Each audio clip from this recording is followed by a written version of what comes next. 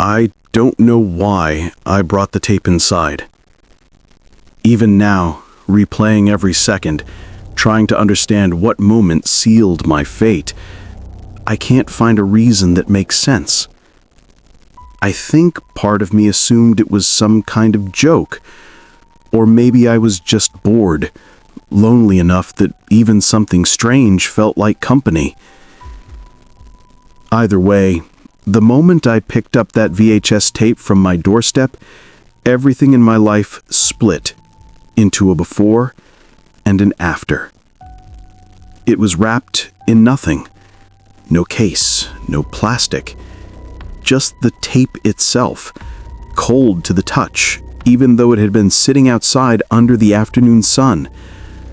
On its label, written in messy black marker, "Play when you're alone." No sender, no explanation, just that. And the handwriting, something about it bothered me. Letters slightly tilted, not sloppy, not rushed, just wrong, like someone trying to copy normal handwriting, but not quite understanding how humans' hands moved. I should have thrown it out, but I didn't. Instead, I carried it inside and let the door close behind me with that soft, tired thud. The sound echoed strangely in the living room, like the house didn't want me to hear anything except that moment. It was a Saturday afternoon. I lived alone, and I had no plans. I guess the tape knew that? It was waiting for me. I set it on the coffee table and stared at it for a long minute, as if it might explain itself if I looked hard enough. It didn't. It just sat there, its matte black plastic absorbing the light, almost swallowing it. Play when you're alone. Well, I was. So at least I was following the instructions. Still, I hesitated. Not fear. This was before I learned what fear actually felt like. More like curiosity laced with discomfort. The way you feel when you hear someone whisper your name in a crowd, but no one is there. I exhaled and grabbed my old VCR remote. I still had a VHS player because my dad's tapes were stored in a box under my TV. Things he recorded before he died. Family moments, home videos, his voice. Maybe that's another reason I didn't throw the tape away. It felt connected to something already familiar, already personal. I picked it up again. Heavy, unusually heavy, like something shifting inside the casing. I brushed off the sensation, pressed the eject button, and the VCR tray slid out with a groan. That sounded almost reluctant. I inserted the tape. The tray closed. The screen went black, then gray, then static. Nothing unusual. I sat back. The tape clicked, hummed, began to play. The static faded, and the first frame appeared. A dimly lit room, a shaky handheld camera. Someone standing in front of an old wooden door, closed, tall, and painted a faded dark brown. The frame was crooked, the lighting uneven, like the cameraman didn't know how to adjust anything. I leaned forward, because the door on the screen, it looked familiar, too familiar. My chest tightened as I realized why. It was the door in my living room. The door behind the camera in the tape was the door behind me. The tape was being filmed in my house. I froze, staring at the screen. The cameraman said nothing. He didn't show his face. He didn't move. He just breathed. Slow. Close. Too close. The microphone was picking up his breathing like he was inches from it, each inhale shaking the audio, each exhale rasping like his lungs were injured or full of dust. The camera started zooming slowly, jerkily, toward the door. That door. My door. I didn't know what to do. Should I look behind me? Should I pause the tape? Should I turn it off completely? I ended up doing none of those things. I just watched. The zoom got closer, closer, closer. The wood grain filled the screen, and every tiny scratch, every imperfection matched the real door behind me. Then the doorknob on the screen rattled. Not violently, just one small, subtle twitch, like someone inside the room had gently tested it. I swallowed. The cameraman said something, too quiet to understand. The audio warped, the tape crackling like it was degrading right in front of me. He whispered again. This time I heard it. "Don't turn around." A chill rippled down my spine. I hadn't moved yet, but hearing it said out loud in that voice, distorted, fragile, almost rehearsed, made every instinct in my body surge with adrenaline. I stayed perfectly still. The door on the tape rattled again, this time louder, like something pushing from the other side. My heart hammered in my chest. The cameraman stepped back, the frame shaking with each movement, the audio popping like the tape was glitching under stress. Then, the door on the screen turned. And behind me, the real one turned too. A soft click. Slow, precise, deliberate. My breath caught in my throat. I didn't dare look. The tape continued. The door on the screen creaked open by an inch. Behind me, the same sound echoed. Same timing, same pitch, same everything. I squeezed the armrests of my couch. My legs trembled. I felt like I was sitting naked in front of a predator. The camera zoomed slightly toward the crack in the door. Dark inside. Completely dark. Not a natural absence of light. This was thick, suffocating blackness, like the inside of the room wasn't empty, but full of something absorbing all illumination. The cameraman whispered again, "It sees you." I didn't blink. I couldn't, because at that exact moment, behind me, something breathed. Not human. Too deep, too wet, too slow. A dragging inhale, a low, vibrating exhale. I felt it on my neck. Warm, moist. My entire body went rigid. On the screen, the door inched open wider, just a few centimeters. Nothing appeared within the crack. Nothing stepped out. But something moved. A shift in the darkness.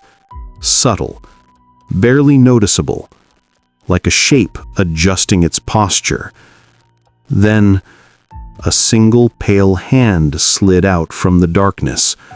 Long, thin, limbs too elongated to be normal. The fingertips scraped the wood gently, almost affectionately. Behind me, something touched the back of the couch. Barely. A tap. A testing. My teeth clenched so hard my jaw popped. The camera zoomed more. The hand curled around the door frame, pulling itself out another inch. Not fully visible. Just enough to let me see the unnatural angle of the wrist. Just enough to tell me it wasn't human. Then, the cameraman whispered, "Don't breathe." I tried. I failed. Air rushed out of me in a shaky exhale. Behind me, the breathing stopped. Completely. The presence froze, like it was listening, waiting. The tape glitched. The screen warped. Horizontal lines cut through the image. Then, the door on the screen slammed shut. Hard. Behind me, the real door slammed too. The force shook the walls. Dust fell from the ceiling. The couch shuddered beneath me. I jolted, flipping around immediately. The door was closed. Perfectly. Quiet. Still. No sign of anything on the other side. The house was silent. Too silent. I faced the TV again. The cameraman was gone. The door was gone. The screen was now pointing at something else. My blood iced. Because the camera was now filming the back of my head as I sat on the couch. The same couch I was sitting on. Same shirt, same posture, same moment.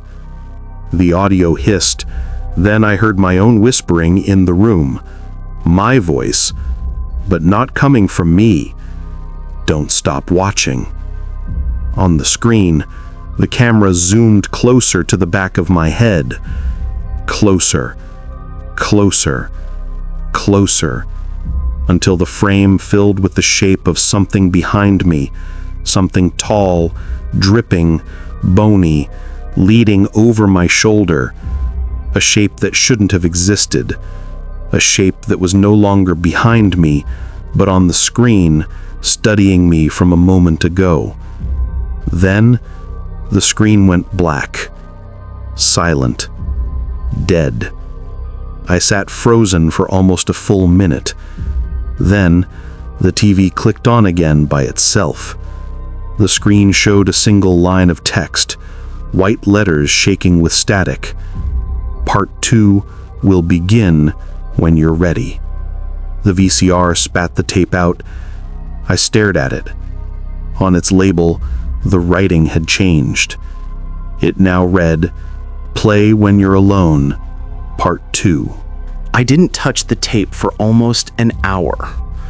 I just sat there on the couch, staring at it on the coffee table like it might move on its own. It lay perfectly still, but that didn't make it feel any less alive. The black plastic casing seemed darker than before, like the material had absorbed something from the room. Heat, sound, maybe even memory. The words on the label had changed. I had seen it with my own eyes. Play when you're alone, Part 2. I hadn't written that. No one else was in the house.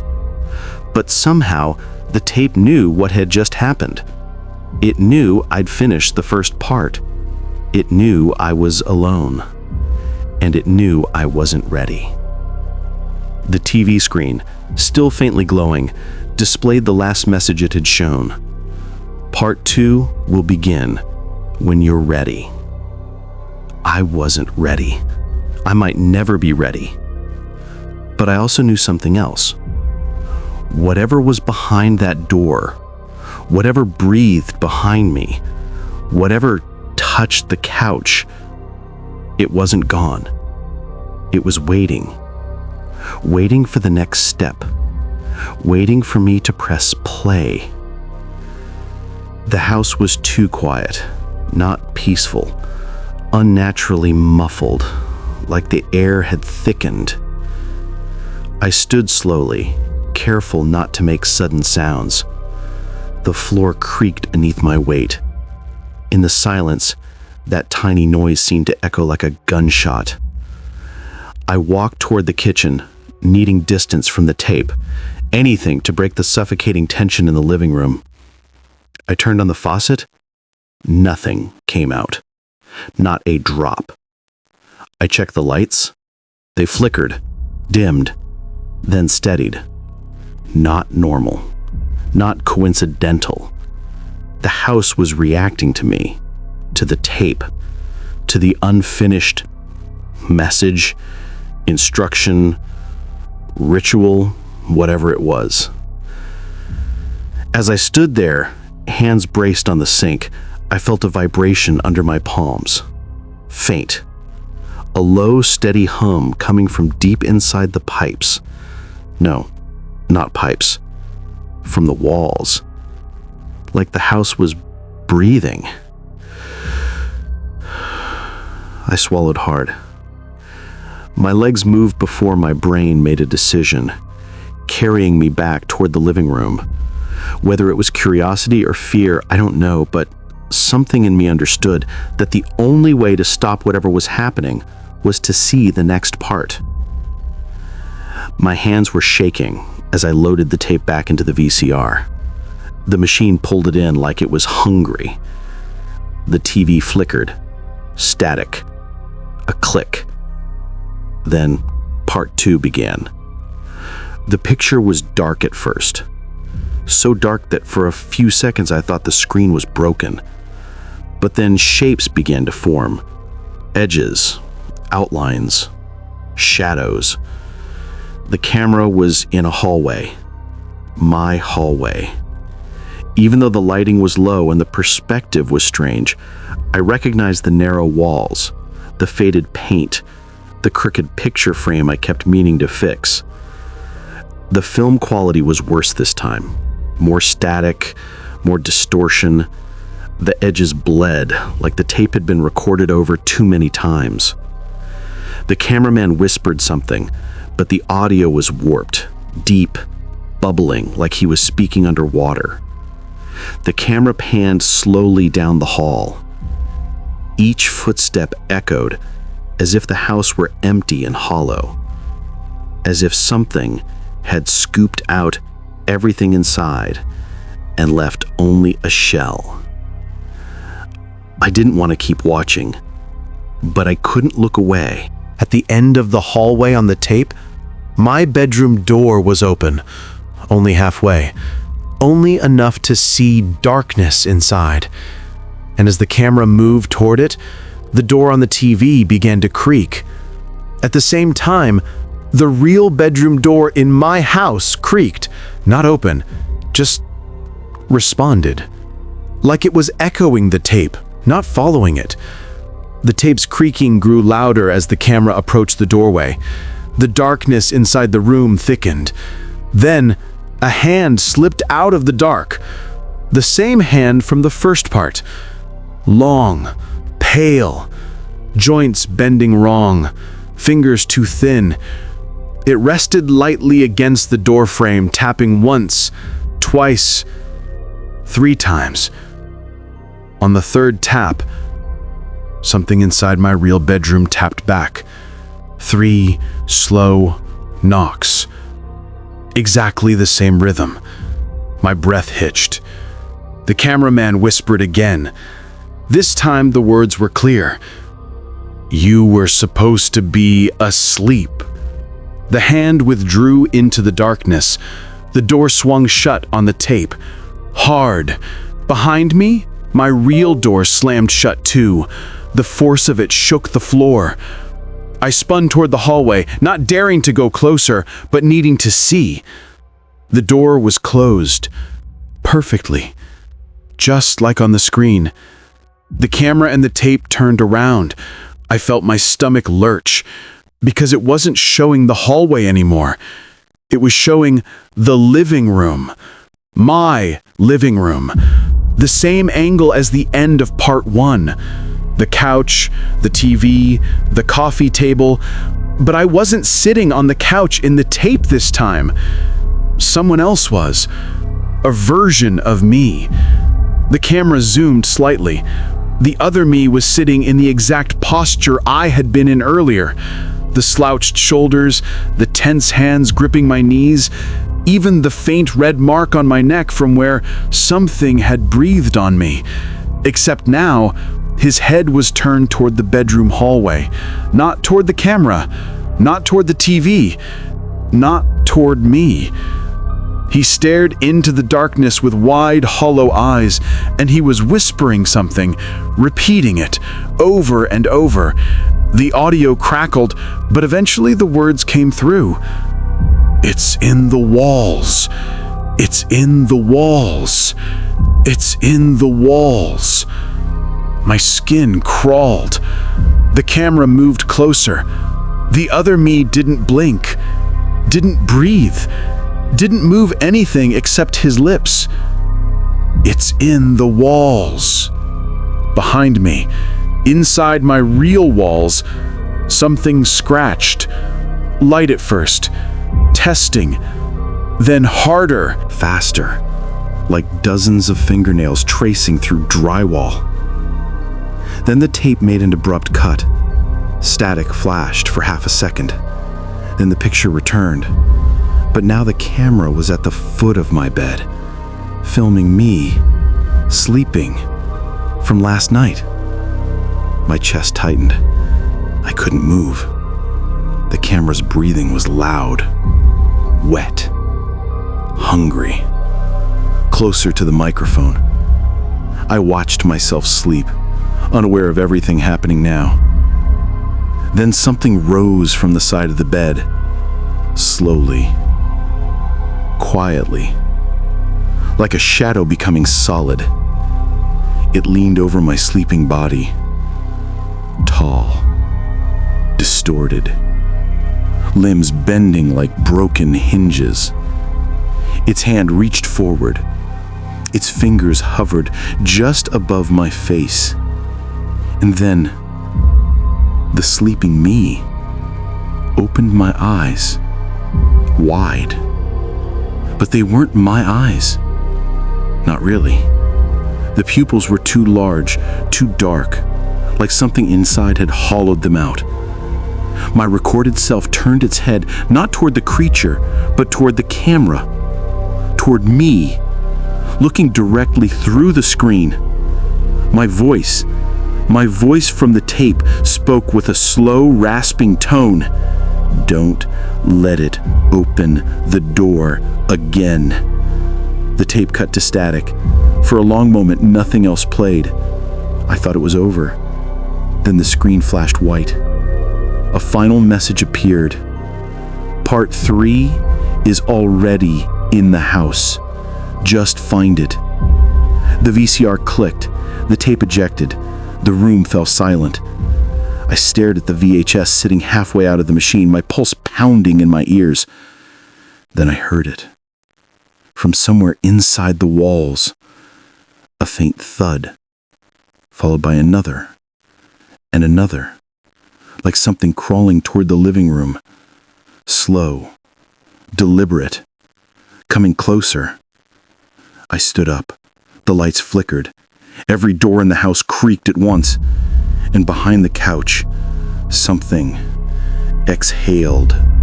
I didn't sleep that night. Not even for a second. I stayed on the couch with every light on, the VHS tape still sitting inside the VCR like a loaded weapon aimed at my sanity. The house felt swollen with silence, heavy, ready to burst. I kept staring at the living room door as if expecting it to move again. Every few minutes I would look away, only to whip back, terrified I would miss the moment it opened on its own. I didn't want to see it, but I also couldn't let it catch me off guard. The air had turned colder than before, not normal cold. This was the kind of cold that feels aware of you, reacting to your breath, tracing the back of your neck like a fingertip. Around 4 a.m., when exhaustion started to claw at my vision, I finally stood up and walked to the kitchen to get some water. My legs felt numb, like they didn't fully belong to me. I opened the fridge, the dim yellow light spilling onto the tile, and that's when I heard it. Creak. The sound that had haunted the tape. The sound that wasn't supposed to happen unless the tape wanted it to. I froze. The living room door opened a few inches, slowly, exactly like before, smooth, deliberate, as if pushed by someone who wanted me to watch. My throat locked. I didn't even breathe. I stood there in the kitchen, gripping the fridge door like it was the only thing keeping me from collapsing. The entire house was still, dead still, except for that one movement. The door stopped midway, hanging open. An invitation, a warning, both. My mind screamed at me to run, to get out, to drive somewhere, anywhere. But another part, something deeper, darker, kept whispering, "You need to understand what's happening. You need to know what's behind that door." But I didn't move. Not toward it, not away. I stayed rooted in place, heart pounding so hard my ears rang. Then, the TV turned on by itself. A burst of static lit up the living room, white noise filling the air with a violent hiss. My eyes snapped toward the glow. The screen flickered, struggling to form an image. "No, no, no, no," I whispered, stepping backward, because the VHS was still inside the player, because the remote was on the coffee table untouched, because the screen wasn't showing static anymore. It was showing a paused frame. A paused frame of my own living room. My own couch. The same angle as the tape. Except the image was from now, not from when I watched the tape earlier. It was live. A camera angle that shouldn't exist was watching me. In the grainy frame, I saw the couch exactly as I had left it. The lights exactly as they were now. The blanket I'd thrown aside. Even the glass of water I'd set down earlier. Everything except me. Because I was in the kitchen, off screen. I was invisible to the camera, but the house wasn't. Suddenly, the paused frame unpaused itself with a loud click, and the tape began to play again. I stepped forward despite myself, every instinct screaming to stop, but unable to. The footage showed the same scene, my living room, except the living room door in the video began to move, just like the real door had a moment ago. The door on the tape creaked open. The real door creaked further, both in perfect synchrony. My chest tightened until I could barely inhale. The air felt thick, suffocating, hostile. The two doors, one on the screen, one in my house, were moving together, like they were tied by an invisible thread. Then, a shadow appeared on the tape. A tall figure, standing behind the door, unmoving, featureless, watching. It wasn't me. It wasn't anyone I recognized. The proportions were wrong, too tall, too thin, too still. And the worst part? I couldn't see anything behind the real door. Just darkness. But the tape saw something.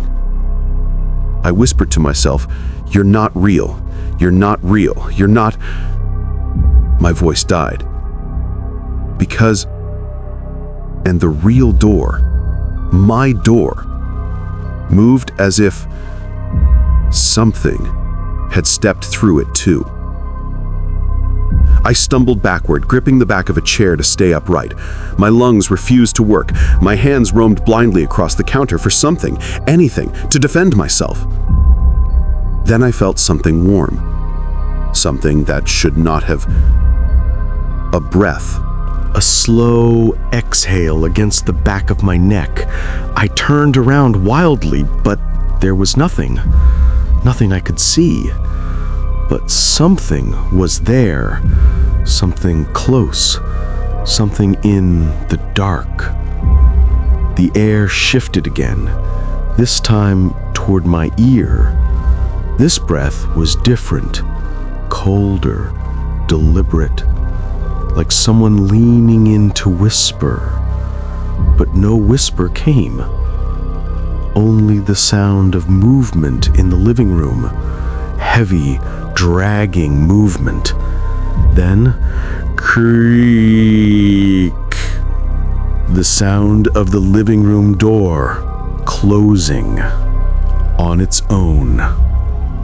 I stood in the dark, shaking, listening desperately for any sound that could tell me where. When the lights suddenly flickered back on, the house looked normal again. Too normal. The TV was off. The door was shut. No shadow, no figure.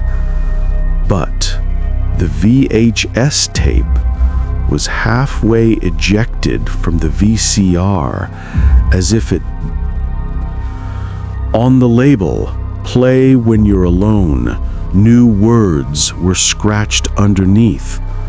Words that hadn't been there before. You are not alone. My bones felt hollow, my thoughts scattered. But the message wasn't finished. Because in part 2 was start when you close your eyes. I didn't want to blink. I didn't want to move. But after minutes of staring, my eyes burned so badly I had to blink. The moment I did, something knocked on the living room door. 3 slow, heavy knocks. As if whatever was on the tape was now standing right behind it, waiting. And then I realized the knocks weren't coming from the door on the tape. They were coming from the real door. The knocks didn't stop. 3 slow, heavy strikes against the living room door. Then silence. Then 3 more. Each one shook the frame. Each one echoed through the house like it was striking the inside of my. I couldn't breathe. I couldn't move. My entire body was locked in place, except my heartbeat, which felt like it was clawing its way out of my chest. Think, think, think. I gripped the counter behind me and tried to force. Don't answer it! But another part of me, the part that had watched the tape, the part that had seen the door open on both screen and reality, kept whispering, "If you don't open it, it will." The knocking stopped. Silence expanded through the house like a living thing. And then, a voice. A soft, distorted voice coming from the other side of the door. A whisper. My name. Not shouted, not called, just breathed out, slowly, like someone standing inches from the wood. I shook my head violently. No, no, no, no! The voice whispered again. Same tone, same breath, only louder. My name. It knew me. It had always known me. The shadows under the door shifted, stretching like long fingers across the floor. The lights flickered, dimming into a sickly yellow glow that drenched the house in something that felt like sickness. Then something else happened, something impossible. The TV turned on by itself again. No static this time, no distortion, just a single line of text on a black screen. Play the tape. The VCR clicked, word, pulled the VHS back in, and without my touching it, the tape began to play. I should have run. I should have screamed. I should have done anything. Instead, drawn like a hook in my chest, I stepped into the living room. The door behind which the knocking came stood still. closed but bulging slightly, like something behind it was leaning forward, pressing its weight into the wood. The TV flickered. The tape cut to an angle I hadn't seen before, a camera looking directly at that same door, the exact door in front of me. And the timestamp on the screen? Not from the past, not old footage. It showed 0000 now. The tape was watching me in real time. I stood perfectly still, staring at the screen. I saw myself in the frame, trembling, eyes wide. Behind me, the door in the footage began to move. Creak. The real door didn't. Only the one on the tape moved. It swung open slowly, revealing nothing but a dark void on the other side, a hallway with no walls, no floor, no ceiling, just an endless black. Then the figure appeared. The same tall, too thin shape, arms too long, head tilted at an unnatural angle, standing in the threshold of the impossible darkness. But in the footage, it wasn't moving toward me. It was staring at me. And then, it lifted its arm again, slowly, deliberately, and pointed. Not at the camera this time, at the real me, through the screen. A deep vibration hummed through the floorboards, so low it rattled my ribs, shook my teeth. The house felt like it was breathing again, each inhale colder than the last. The tape glitched, the image stretched, warped, rippled as if something behind the camera was interfering with the recording. Then, the picture snapped back sharply. The figure was now inches from the camera, its face still a distorted smear, but not static this time, not noise. It was blurred, like it was vibrating, like it was moving too fast to be seen. And then, it reached forward, into the camera. Its hand, long, pale, bone-thin, pushed through the glass surface as if it were liquid. The TV bulged outward, glass bending without breaking, the shape of fingers pressing through, reaching for the living room. For me. My body reacted before my mind did. I ran, across the living room, through the hallway, toward the front door. I slammed into it hard, grabbing the lock, twisting it open. But the door wouldn't move. Something heavy pressed against the other side. Something breathing. I could hear it. Slow, wet, hungry. I staggered back, gripping my hair with both hands, my scream caught somewhere between terror and disbelief. Then I saw it. A shadow stretching across the floor behind me, long, slender, reaching toward my feet. I spun around. The TV figure's hand had fully emerged now, stretching out into the room like a spider's leg. The glass screen pulsated around the extended limb like it was alive, like it was breathing with it. Then another hand pushed through, and another. The shape was pulling itself out. I bolted down the hallway again, this time toward the bedroom. I slammed the door shut, shoved a chair under the handle, backed as far into the corner as I could. The house vibrated with footsteps, slow, dragging, delighting in the chase. Then, silence. A full minute passed, then 2. Then a soft sound crackled through the bedroom TV behind me. I whipped around. The screen, previously unplugged, was now on, displaying a new message. You shouldn't have run. White text, black screen.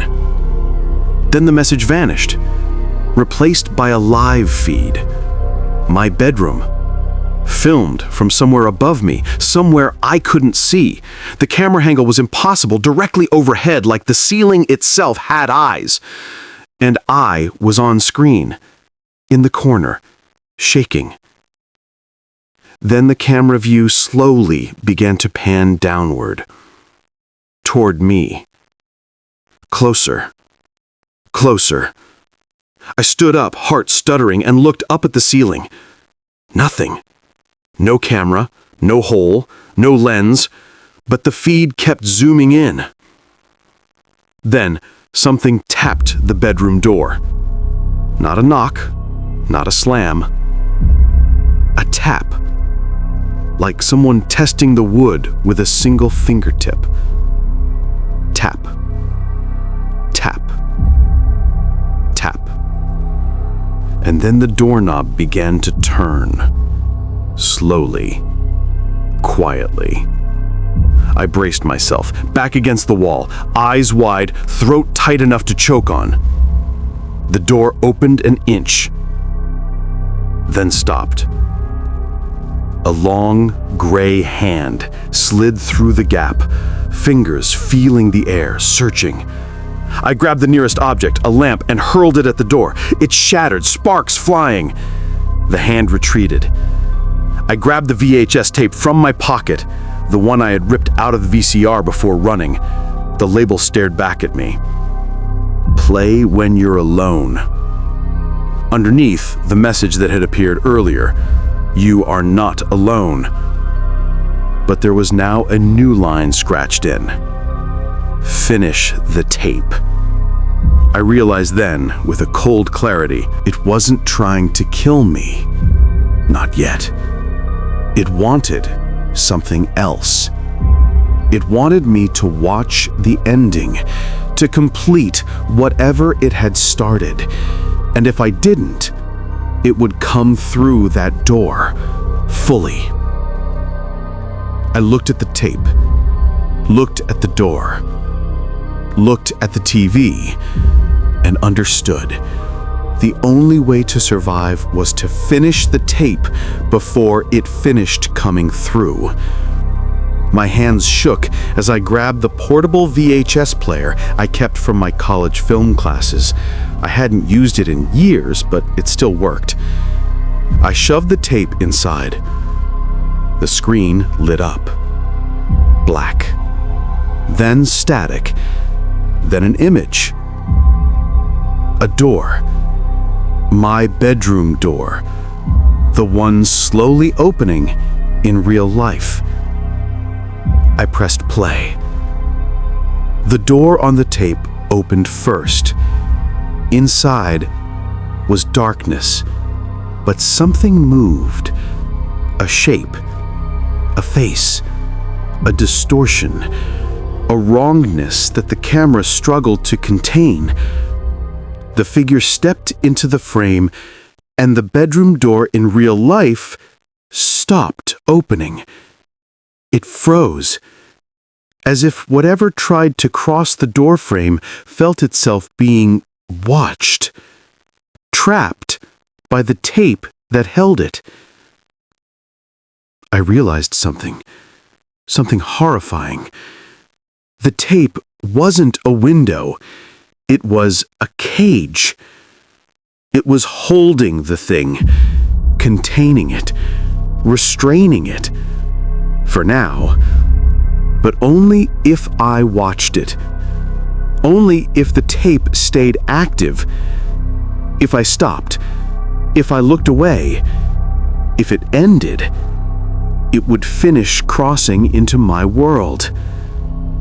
My throat tightened with terror. My eyes burned, but I kept watching. The figure on the tape pressed both hands against the camera lens, stretching the screen outward like a membrane about to burst. Then, a final message appeared, shaking violently. Do not look away. The bedroom door rattled. Hard. The figure lunged at the camera on the tape. The door burst open behind me. Cold air flooded the room.